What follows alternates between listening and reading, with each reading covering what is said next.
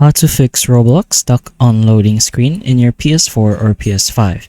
So you can also fix this by using any other device. So we'll be showing you a way to fix it in your mobile device. So just go ahead and open your Roblox and make sure that the account you're using here is the same account you'll be using on your PS4 or PS5.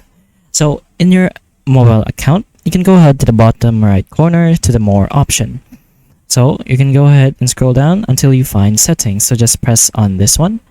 So in your settings, which is below the account info, you can go ahead and press on security. In security, you can go ahead and scroll down a bit more until you find the where you're logged in section. So here you'll be able to see the devices that you've logged in or the amount of times you've logged in and the sessions. So if you find your PS4 and PS5 session, so just go ahead on that one and press log out of session.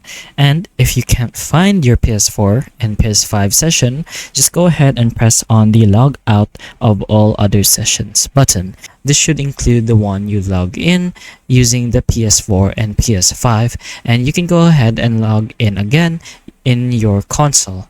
So if this video helps you, please like and subscribe for more videos like this, and that's all. Thank you.